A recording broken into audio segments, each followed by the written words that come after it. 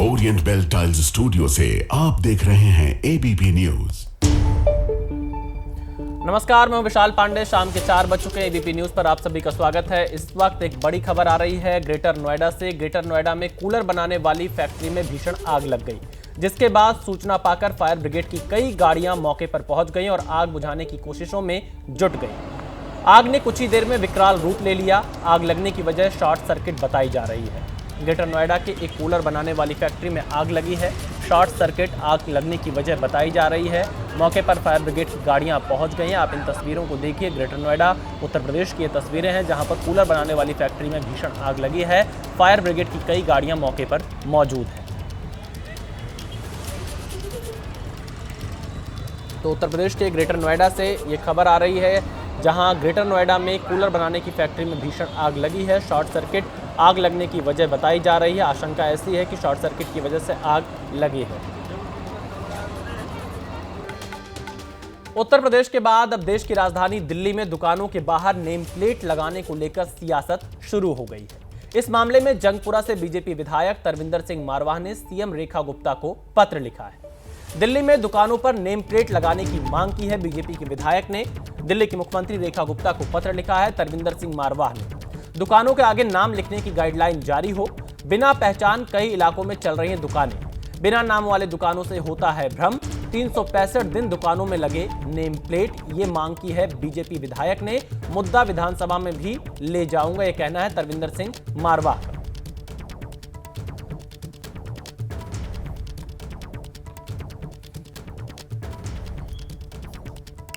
ने मुख्यमंत्री रेखा गुप्ता को ये चिट्ठी लिखी, क्या कारण था? क्या कुछ शिकायतें आ रही थी? जब बताइए उसके। बहुत बड़ी शिकायतें आ रही थी कि नवरात्रे में हमको दुकानें पता नहीं लगती हैं और दुकानों में हमको जब अंदर चले जाते हैं तो पता लगती है। इस वक्त आपको सीधे लेकर चलते हैं किरण रिजिजू का वो बयान सुनवाने, जो वक्फ बिल पर वो मीडिया को संबोधित कर रहे हैं। लोगों को बरगलाने का प्रयास करना ये कहाँ का तरीका है? हमारा हिंदुस्तान जैसे आज़ादी कहाँ मिलेगा? जो चाहे बोल सकते हैं। संसद का अंदर में जो मेंबर है वो बोल सकते हैं, संसद के बाहर आम लोगों का भी बोलने का पूरा आज़ादी है। तो अपने ही देश में अपने देश का बदनाम करना ये कितना गलत बात है। इसलिए जब वो वक्फ अमेंडमेंट बिल लाएंगे भरपूर चर्चा होना चाहिए। इसलिए तो जेपीसी बना करके इस बिल को रेफ़र किया गया है। आज तक हिंदुस्तान के इतिहास में इतना व्यापक चर्चा किसी बिल के ऊपर में नहीं हुआ है। आज तक का इतिहास में जितना जॉइंट पार्लियामेंट्री कमेटी बनी है, किसी भी सब्जेक्ट पर इतना बारीकी से व्यापक चर्चा नहीं हुई। 97 लाख से भी ज़्यादा मेमोरेंडम्स, रिक्वेस्ट, सजेशंस रिसीव किया है। तो इससे ज़्यादा वाइडर कंसल्टेशन और क्या हो सकता है? और तब जा कर के वक्फ अमेंडमेंट बिल को फिर से हम पार्लियामेंट में लेके आ रहे हैं। तो इसमें पूरा तरीके से रूल के मुताबिक प्रोसीड्योर प्रक्रिया है, हम पूरा मेंटेन कर रहे हैं। तो जिसको जिस पार्टी का भी मत रखना है पार्लियामेंट में रखिए। हम 2 घंटे, 3 घंटे, 4, 5, 6, 7, 8 घंटे देर रात तक अगर चर्चा करना है, हम चर्चा करने के लिए तैयार हैं। हमने अपने तरीके में पार्लियामेंट्री मिनिस्टर की ओर से भी मैं कह रहा हूं कि हमारे पार्लियामेंट के फोरम में, पार्लियामेंट के फ्लोर में नियम के तहत जो जितना बोल सकता है बोलने का पूरा आज़ादी है। इसलिए मैं अनुरोध करना चाहता हूं, बाहर से हमने पूरा व्यूज़ ले लिया है, मेमोरेंडम्स, रिप्रेजेंटेशंस पूरा कलेक्ट कर लिया है। अब जब बिल पार्लियामेंट के अंदर चर्चा होगी तो पूरा इसको बारीकी से चर्चा होना चाहिए। एक एक प्रावधान, एक एक सेक्शन और उसमें जो क्लोज है, हम क्या क्या चेंजेस ला रहे हैं और क्या क्या पुराने को रख रहे हैं, इसका बारीकी से चर्चा होना चाहिए और एक एक पॉइंट का हम जवाब देंगे। लेकिन चर्चा तो होना चाहिए, हंगामा से कुछ नहीं होता है। इसलिए मुझे ये पिछले 2-3 दिनों में जो देखने को मिला, इससे बिल्कुल अच्छा नहीं लगा। पूरा झूठ बात फैला करके कई कई जगह में लाउड स्पीकर लगा के पूरा ब्रॉडकास्ट कर रहे हैं कि मुसलमानों का ज़मीन छीनने जा रहा है, मस्जिद छीनने जा रहा है, कब्रिस्तान छीनने जा रहा है। ऐसे क्यों झूठ बोलते हैं? वो जो बोलने वाला लोगों का चेहरा भी पहचानी है, क्योंकि CAA जब लाया था तब भी यही झूठे बातें इन्होंने किया था कि CAA लाएंगे तो मुसलमानों का अधिकार छिन जाएंगे, नागरिकता छिन जाएंगे, मुसलमानों को देश से बाहर कर देंगे, ऐसा बोला है। अब CAA कानून लग गया, साल भर हो गया, किसी एक मुसलमान का कोई अधिकार छीन लिया गया है? किसी का नागरिकता छीना है क्या? इतना ब्लैक एंड वाइट झूठ बोलने का कोई मतलब नहीं है। इसलिए मैं फिर से हाथ जोड़ करके सबको कहता हूं कि आप अगर बिल का विरोध करना है तो तर्क रख करके आप विरोध कीजिए। कौन सा प्रावधान को आप विरोध करते हैं बताइए, और ये भी बताइए कि गैर संवैधानिक कैसे है वो भी बताइए। ऐसे झूठ बात फैलाने से तो होगा नहीं। तो मैं आप लोगों के माध्यम से भी फिर से मैं कहना चाहता हूँ, आज ईद का दिन है, झूठ बिल्कुल नहीं बोलना चाहिए, चाहे वो मुसलमान हो या गैर मुसलमान हो। हाँ, सच बात है, ईद का दिन में दिल से बात निकलना चाहिए, झूठ बात बिल्कुल नहीं बोलना चाहिए। वो ईद का दिन भी अगर झूठ बोलेगा तो वो तो इसका मतलब वो नकली आदमी है। इसलिए मैं पुनः आग्रह करता हूँ कि हम लोग जब बिल आने वाले हैं तो फिर उसको चर्चा के लिए तैयार करें। बिल्कुल बहस होना चाहिए, पार्लियामेंट्री डेमोक्रेसी है, खुल करके बहुत बारीकी से बहस होना चाहिए, डिबेट एंड डिस्कशन, ये सबसे बड़ा हमारा ताकत है भारत का। इंग्लिश में बोलिए। My special appeal to everybody is, when we are preparing to bring Waqf Amendment Bill in the Parliament, we must participate in the debate and discussion on the floor of the House. Outside the Parliament, a record numbers of deliberations, consultations have taken place. JPC has gone on record to have the widest ever consultation process and highest ever representations being received in the history of democratic India. No other committee has gone so deep. So government has, with a very open heart, referred the Waqf Amendment Bill to the Joint Parliamentary Committee, and the Joint Parliamentary Committee had deliberated in detail and also given opportunity to everyone. Now, when the bill is ready, I want to request all the political parties to participate and make your point on the floor of the Parliament. Please don't mislead. In the past few days, I have received very disturbing news of misleading and spreading lies. Some of the specific thing I want to tell, that some people are saying that this Waqf Amendment Bill is unconstitutional. This Waqf rule, these Waqf provisions, these were in existence before independence. We had pre-independent laws, 1913 Musalman Act, and 1923, 1931, 1954 after independence, 4 major amendments, 1995 Waqf Amendment Bill was passed. All these provisions are in existence in the past. How can Waqf Act be illegal if it was in existence before the independence? So please don't mislead. And the innocent Muslims are being तो देखिए, अल्पसंख्यक मामलों के मंत्री किरेन रिजिजू ने यहां पर press conference कर साफ किया है कि कोई गैर संवैधानिक प्रावधान वक्फ बिल में नहीं है। वक्फ बिल को लेकर विपक्ष गुमराह कर रहा है, भ्रम फैला रहा है, ये कहना है किरेन रिजिजू का। वक्फ बिल को लेकर कुछ लोग गुमराह कर रहे हैं, और अब क्योंकि सरकार की तैयारी है अगले 2 दिन के अंदर वक्फ संशोधन बिल को लोकसभा में लाने की, और यहां पर किरेन रिजिजू ने आकर सरकार का पक्ष सामने रखा है। जिन्होंने कब्जा जमाया सिर्फ वही विरोध में है, यह कहना है किरेन रिजिजू का वक्फ की संपत्तियों को लेकर, और वक्फ बिल पर गुमराह किया जा रहा है, यह कहना है किरेन रिजिजू का। किरेन रिजिजू जो कि केंद्र सरकार में मंत्री हैं, वक्फ बिल मुस्लिमों के हित में है, यह उनका मानना है। वक्फ बिल से मुसलमानों का भला होगा, किरेन रिजिजू ने यह भी कहा है। वक्फ बिल लाने की प्रक्रिया जारी, किरेन रिजिजू का यह बड़ा बयान सामने आया है। वक्फ बिल पर संसद में विस्तृत चर्चा भी होगी, क्योंकि जब पेश किया जाएगा तो उस पर सभी पार्टियों के नेताओं को बोलने का मौका मिलेगा नियम के मुताबिक, और उस पर एक लंबी चर्चा होने के बाद बिल पर वोटिंग भी होगी, जो एक सदन की प्रक्रिया होती है। और किरेन रिजिजू ने साफ तौर से कहा है कि वक्फ बिल पर गुमराह किया जा रहा है, कम से कम आज ईद के दिन लोग भ्रम ना फैलाएं। क्या कुछ कहा किरेन रिजिजू ने, आइए एक बार फिर से आपको सुनवाते हैं।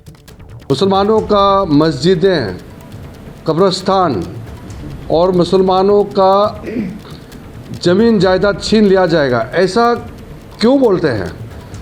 मुझे समझ में नहीं आ रहा है कि वक्फ कानून आज़ादी से पहले भी था हिंदुस्तान में, आज़ादी के बाद में भी ये कानून मौजूद है।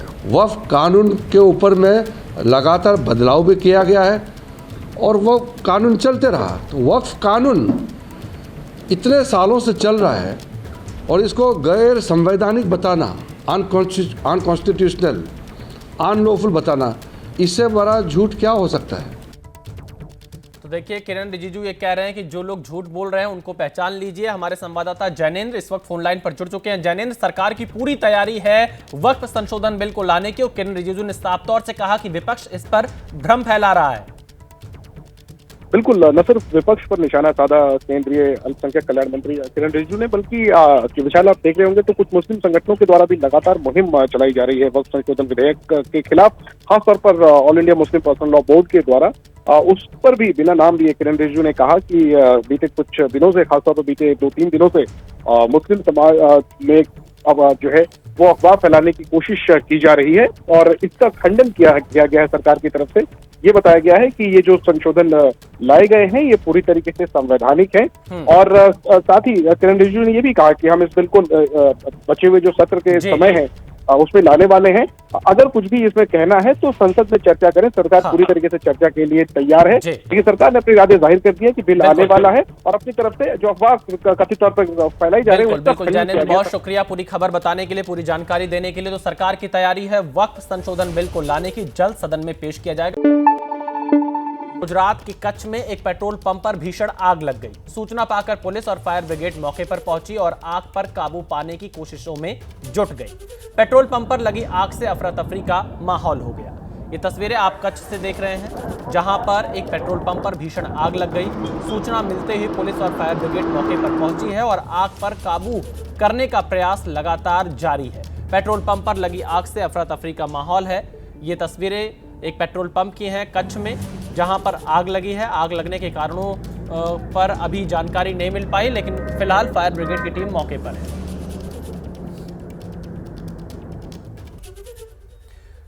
देश भर में आज भाईचारे का त्योहार ईद बड़ी ही धूमधाम और शांति के बीच मनाया गया, लेकिन इस दौरान यूपी के सहारनपुर में फिलिस्तीन का झंडा लहराया गया, जिसका वीडियो सोशल मीडिया पर वायरल हो रहा है। बताया जा रहा है कि घंटाघर पर भीड़ इकट्ठा हो गई, जिसके चलते जाम के हालात बन गए।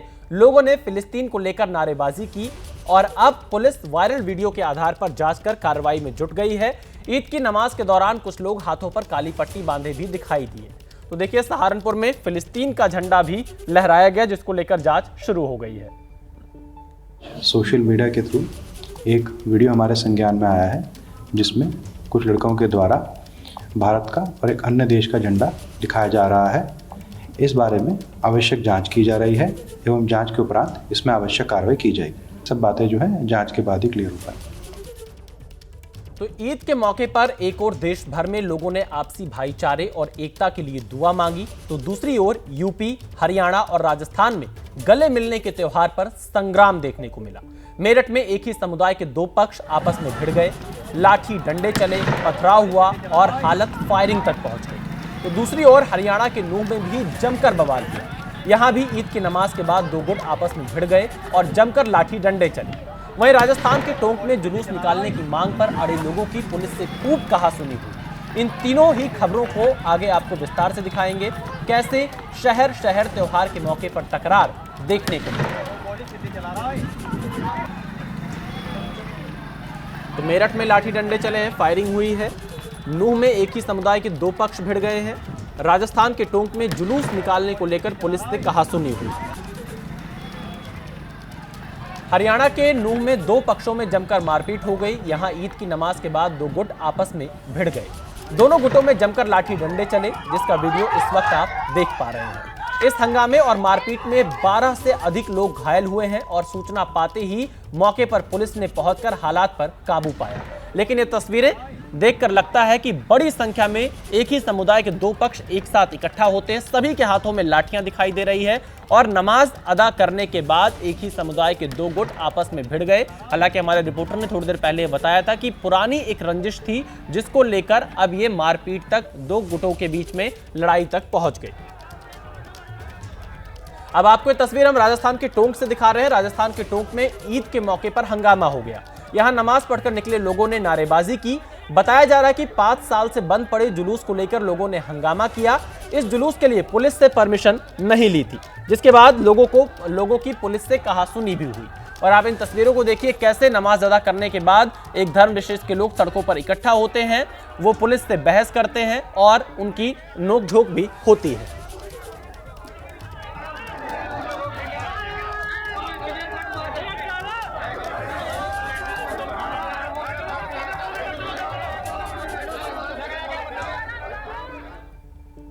उत्तर प्रदेश के मेरठ में भी एक ही समुदाय के दो पक्षों में झड़प हो गई। इस दौरान दोनों ओर से लाठियां चली, पथराव हुआ और फायरिंग की भी खबर है।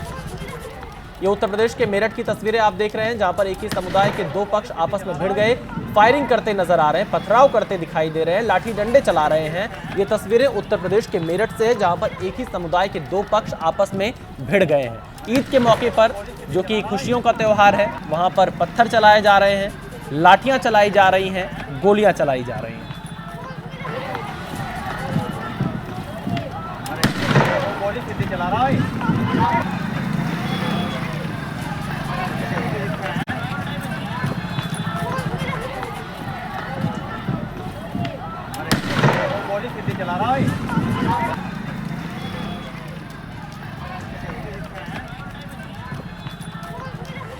नाजिम और जाहिद नामक दो व्यक्ति कल शाम को किसी मामूली बात पे उनके बीच कहासुनी हो गई थी, जिसमें आज सुबह नमाज के बाद सिवाल खास क्षेत्र में जब ये लोग अपने घर को लौट गए थे, जाहिद का घर वहीं पड़ोस में है भी, तो इनके बीच उस कहासुनी को लेकर फिर विवाद की स्थिति उत्पन्न हुई और दोनों पक्षों के कई लोग आमने सामने भिड़ गए, जिसमें पथराव भी हुआ, लाठी डंडा भी चला है, कई लोग घायल हैं और प्रकरण में अभी तक 3 लोगों को गिरफ्तार किया गया है। बाकी लोगों की गिरफ्तारी के लिए भी टीम लगी हुई है। अगली खबर भी उत्तर प्रदेश के मुरादाबाद से है। मुरादाबाद में पुलिस और नमाजियों में कहासुनी हो गई। दावा किया गया है कि बैरियर पे नमाजियों को रोकने पर लोग भड़क गए। इसका विरोध करते हुए उनकी पुलिस से नोकझोंक हो गई। हालात संभालने के लिए वरिष्ठ अधिकारी मौके पर पहुंचे। इसके बाद दोबारा नमाज अदा करवाएंगे। पुलिस ने बताया कि ईदगाह के भर जाने के कारण सुरक्षा के लिहाज से लोगों को रोका गया। हंगामे को देखते हुए मौके पर पहुंचे अधिकारियों ने लोगों को समझाकर शांत करवाया। तो ये तस्वीरें उत्तर प्रदेश के मुरादाबाद से है, जहां पर बैरिकेडिंग पर नमाजियों को रोकने के कारण वहां पर पुलिस से बहस हुई। हालांकि वरिष्ठ अधिकारियों ने समझा बुझाकर मामले को शांत कराया। ईदगाह में नहीं जाने देने का आरोप यहां पर नमाजियों ने पुलिस के ऊपर लगाया था।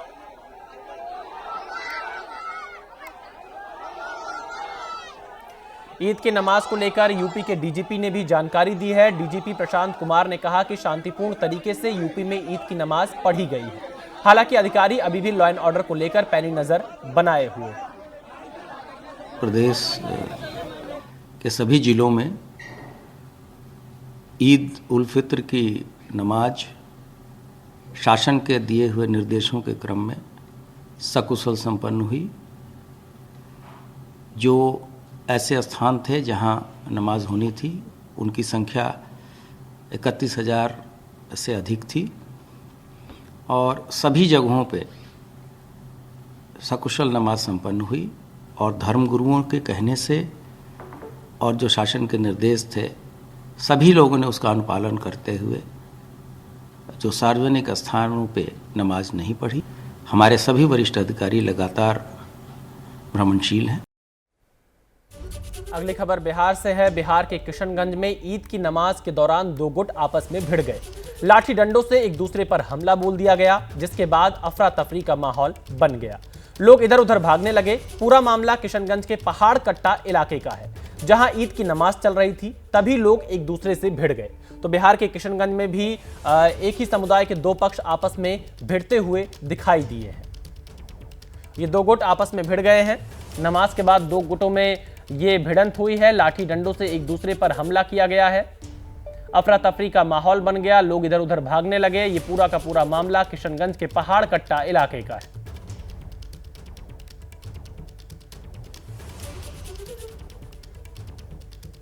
अपने बयानों को लेकर सुर्खियों में रहने वाले अलीगढ़ से भारतीय जनता पार्टी के सांसद सतीश गौतम ने एक बार फिर विवादित बयान दिया। इस बार का यह बयान ईद के त्योहार को लेकर है। सतीश गौतम ने यह बयान दिया है। ईद के त्योहार पर क्या बोला बीजेपी सांसद ने कहा कि ईद मेरा त्योहार नहीं है, यह कहना है सतीश गौतम का।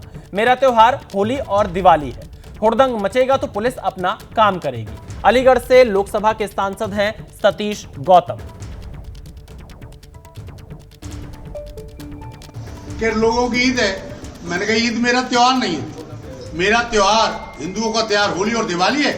मैं अपनी होली दिवाली मनाता हूँ, मेरा इससे कोई लेना देना नहीं। वो इनका ईद है तो वो अपनी ईद मनाएं।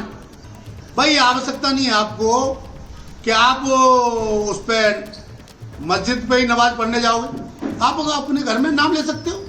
आपको ही अपने इष्ट का ही तो नाम लेना है। क्या आवश्यकता है रोड पर? जिसकी जहां स्वेच्छा करे वहां नाम ले सकते हो। तो सतीश गौतम ने कहा कि ईद उनका त्योहार नहीं है। वहीं समाजवादी पार्टी के विधायक अबू आसिम आजमी ने सड़क पर नमाज पढ़ने से रोकने पर सवाल उठाया है। अबू आसिम आजमी ने पूछा कि कांवड़िए जब सड़क पर चलते हैं तो फूल बरसाए जाते हैं, तो 5 मिनट के लिए नमाज सड़क पर क्यों नहीं हो सकती? ये सवाल पूछे हैं अबू आसिम आजमी ने। देखिए, हम सड़क पर उतर के कोई तोड़-फोड़ तो नहीं कर रहे हैं। हम सड़क उतर कर सरकार के सामने कोई बहुत ज़बरदस्त तरीके से कोई प्रोटेस्ट भी नहीं कर रहे हैं। हम तो बहुत शांतिपूर्वक ईद के दिन जब नमाज पढ़ने जा रहे हैं तो सरकार को सिर्फ याद दिला रहे हैं कि इस मुल्क में रहने वाले मुसलमान जो हैं वो नहीं चाहते हैं कि वक्फ की बिल में कोई भी अमेंडमेंट किया जाए। ये बिल ला करके हमें कहीं ना कहीं शक है इस सरकार पे, और इन मस्जिदों का अपना लिया जाएगा, हमारे साथ ज्यादती होगी। मैं समझता हूँ कि इस बिल में अमेंडमेंट नहीं होना चाहिए। तो अबू आसिम आजमी ने वक्फ बिल का विरोध किया। वहीं पश्चिम बंगाल में अगले साल होने वाले विधानसभा चुनाव से पहले हिंदुत्व की राजनीति तेज हो गई है। बीजेपी ने हिंदुओं को एकजुट करने की पहल शुरू कर दी है। एक तरफ पश्चिम बंगाल में रामनवमी के आयोजनों को लेकर सख्ती है, तो बीजेपी ने ममता बनर्जी को ओपन चैलेंज किया है। बीजेपी ने कोलकाता में लगाए रामनवमी के पोस्टर। रामनवमी को भव्य तरीके से मनाने की अपील की है भारतीय जनता पार्टी ने। रामनवमी आयोजन पर सख्ती के बीच ये पोस्टर लगाए गए हैं। शुभेंदु अधिकारी के नाम पर लगाए गए पोस्टर। कोलकाता के कई इलाकों में लगे रामनवमी के पोस्टर। तो बीजेपी ने हिंदुत्व की राजनीति पश्चिम बंगाल में काफी तेज कर दी है। शुभेंदु अधिकारी के नाम पर ये पोस्टर लगे हैं और जगह जगह कोलकाता में ये पोस्टर लगाए गए।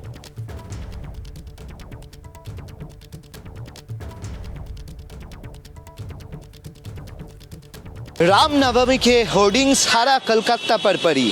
शाम बाजार से लेकर धर्मतला तक सारा कलकत्ता ये होर्डिंग लगाया गया है। जैसे देखने को मिल रहा है कि इस होर्डिंग पर एक साइड में है प्रधानमंत्री नरेंद्र मोदी का तस्वीर, उसके नीचे है एलओपी वेस्ट बंगाल शुभेंदु अधिकारी का तस्वीर, और एक साइड में है श्री रामचंद्र जी का तस्वीर और अयोध्या राम मंदिर का तस्वीर भी है। इसमें लिखा हुआ है रामनवमी पालन करुन, अर्थात रामनवमी वो बड़ी तरह से मनाया जाए, ऐसा ही लिखा है। कल ही रात में ये होर्डिंग लगाया गया है। शाम बाजार से लेकर एकदम धर्मतला तक सारी जगह ये होर्डिंग छाया गया है। और जैसे इस राज्य में रामनवमी को लेकर थोड़ा डिबेट भी हो रहा है तृणमूल और भाजपा के अंदर, इस होर्डिंग उस डिबेट में थोड़ा सा नया रंग डाला है। तो कोलकाता की सड़कों पर रामनवमी को धूमधाम से मनाने के पोस्टर लगे हैं और इसके पहले पश्चिम बंगाल के नेता प्रतिपक्ष शुभेंदु अधिकारी ने राज्य सरकार को आड़े हाथों लेते हुए कहा कि राज्य में जुलूस निकालने के लिए किसी की अनुमति की आवश्यकता नहीं है। देखिए, जो उसका मर्जी हाई कोर्ट में जाइए और इजाजत का कोई जरूरत नहीं है, पीसफुल तरीके से करिए। पुलिस जहाँ रोकेगा वहीं रामनवमी होगा। रामनवमी उत्सव भगवान राम का पूजा घर में, सड़क में, ग्राउंड में, नदी में, नाला में, पर्वत में, सब में होगा। हम लोग हिंदू समाज ध्वज को लेकर, जय श्री राम की नारा लेकर हम लोग आएगा प्रोसेसन करके, जहां रोक देगा वही राम जी का पूजन होगा, जय श्री राम का नारा होगा। हर धरती में, हर कोने में जहां इजाजत है होगा, जहां इजाजत नहीं है, जहां रोकेगा वहां से ही जय श्री राम का नारा उठेगा। तो जय श्री राम के नारे से पश्चिम बंगाल की राजनीति इस वक्त गूंज रही है। अब अगली खबर की ओर रुख करते हैं। महाराष्ट्र में औरंगजेब की कब्र को लेकर विवाद जारी है। इस मुद्दे पर आए दिन सत्ता पक्ष और विपक्ष के बीच बयानबाजी होती रहती है। अब इस विवाद पर राष्ट्रीय स्वयंसेवक संघ का बयान सामने आया है। आरएसएस के पूर्व सरकारवाह भैयाजी जोशी ने इस विवाद को अनावश्यक बताया है। तो औरंगजेब विवाद पर बोले भैयाजी जोशी, औरंगजेब की कब्र का मुद्दा अनावश्यक। अफजल खान की कब्र पर भी बोले भैयाजी जोशी, छत्रपति शिवाजी ने कब्र बनवाकर मिसाल कायम की। कब्र बनी रहेगी, जो देखना चाहे वो जा सकता है, भैयाजी जोशी। देखिए, औरंगजेब का अनावश्यक विषय उठाया गया है। एक है, अब उसकी मृत्यु यहाँ हुई तो कब्र यहाँ बनी हुई है, कुछ श्रद्धा है, वो जाएंगे। हमने तो छत्रपति शिवाजी महाराज का जो नमूना आदर्श है, उन्होंने अफजल खान की भी वहां पर कब्र बनवाई थी, तो वो तो है भारत की ये उदारता की सर्वसमावेशिकता का प्रतीक है। वो कब्र रहे, जिसको जाना है वो जाए। उत्तर प्रदेश के बाद अब देश की राजधानी दिल्ली में दुकानों के बाहर नेम प्लेट लगाने को लेकर सियासत शुरू हो गई है। इस मामले में जंगपुरा से बीजेपी विधायक तरविंदर सिंह मारवाह ने सीएम रेखा गुप्ता को पत्र लिखा है और पत्र लिखकर यह मांग की है कि दिल्ली में दुकानों पर नेम प्लेट लगाई जाए। तरविंदर सिंह मारवाह ने इसके लिए बाकायदा पत्र लिखा है। दुकानों के आगे नाम लिखने की गाइडलाइन जारी हो, यह मांग की है मारवाह ने। बिना पहचान कई इलाकों में दुकानें चल रही हैं। बिना नाम वाले दुकानों से भ्रम होता है। 365 दिन दुकानों में नेम प्लेट लगे, यह कहना है तरविंदर सिंह मारवाह का। मुद्दा विधानसभा में भी ले जाऊंगा, यह कहा है तरविंदर सिंह मारवाह ने। रेखा गुप्ता को पत्र लिखकर यह मांग की है कि सभी दुकानों के आगे उनका नाम लिखा जाए ताकि भ्रम न फैले। आपने मुख्यमंत्री रेखा गुप्ता को ये चिट्ठी लिखी, क्या कारण था, क्या कुछ शिकायतें आ रही थी, जब बताइए उसके। बहुत बड़ी शिकायतें आ रही थी कि नवरात्रे में हमको दुकानें पता नहीं लगती हैं और दुकानों में हमको जब अंदर चले जाते हैं तो पता लगती है कि ये दुकान नॉन वेज की है। तो नाल दिल्ली राजधानी है, हम दिल्ली को सुधारना चाहते हैं। किसी की भी दुकान है तो बाहर अगर प्लेट लगा देगा कि मैं इसका ओनर हूँ, तो उसमें क्या हर्ज थोड़ी है। राशन उसका लाइसेंस नंबर लिख देगा, अच्छी बात है।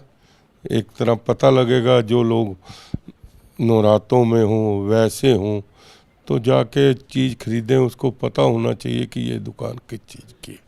क्या ये शिकायत थी कि जब मतलब बाहर जाते थे तो दुकान पर दूसरे धर्म का नाम लिखा होता था, लेकिन जो मतलब संचालक होते थे वो मतलब दूसरे धर्म के थे, क्या कुछ ऐसा था? हाँ, ये भी है। ये पहले दिल्ली में नहीं होता था, अब दिल्ली में भी हो गया कि मालक कौन है, वो कौन से धर्म का है और चला कौन से धर्म का रहा।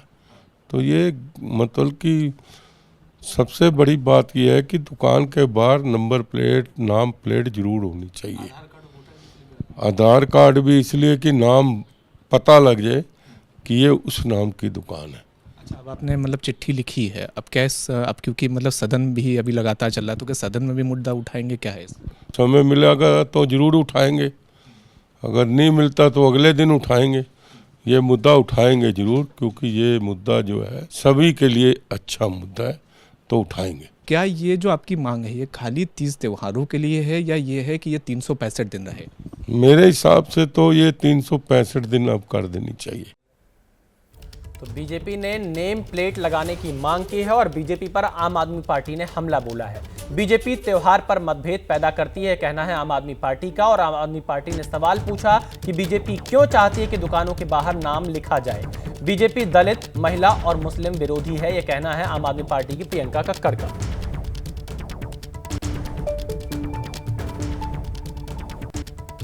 की सौगातें मोदी कोई भी त्योहार नहीं छोड़ते वो बिना डिस्कॉर्ड क्रिएट किए। क्यों चाहते हैं वो कि पिछड़ी जाति और अल्पसंख्यकों के नाम दुकानों के आगे लिखे जाएं? क्योंकि भाजपा छुआछूत में विश्वास करती है। भाजपा चाहती है कि इन दुकानों की बिक्री ना हो। तो देखिए यहाँ पर ये लगातार बीजेपी की तरफ से मांग की जा रही, बीजेपी विधायक की तरफ से, कि दिल्ली की दुकानों पर नेम प्लेट लगाया जाए, सबका नाम लिखा जाए। और दिल्ली की दुकानों पर नेम प्लेट की मांग को लेकर बीजेपी विधायक की सीएम रेखा गुप्ता को चिट्ठी के बाद दिल्ली के दुकानदार क्या सोचते हैं, ये जानने की कोशिश की है एबीपी न्यूज संवाददाता शिवांक मिश्रा ने। सिंह मारवा ने मुख्यमंत्री रेखा गुप्ता को ये चिट्ठी लिखी और ये मांग करी कि जितने भी खान पान के दुकानदार हैं उन सभी पर यह आदेश दिया जाए कि उनकी दुकानों के बाहर उनका नाम लिखे। अब ऐसे में आम लोगों का क्या कहना है, दुकानदारों का क्या मत है, ये जरा जानते हैं। इस वक्त हम लोग गोपाल टी स्टॉल पर मौजूद हैं। क्या कहना है आपका, ये जो तरविंदर सिंह मारवा ने जो मतलब चिट्ठी लिखी है मुख्यमंत्री रेखा गुप्ता को कि दुकान के बाहर दुकानदार का नाम लिखा होना ज़रूरी है, क्या मानना है दुकानदार होने के नाते आपका? नहीं, ठीक बात है, नाम तो होना ही चाहिए। अगर तरविंदर सिंह मारवा जी ने अगर इतना बड़ा निर्णय लिया है कि हर दुकान पे, या चाहे मुसलमान हो या हिंदू हो, और नाम अगर यूज करके अपना और सामान बेच रहा है, तो इससे बहुत बड़ी अच्छी बात है उनकी। तो देखिए दिल्ली में नेम प्लेट पर सियासत जारी है।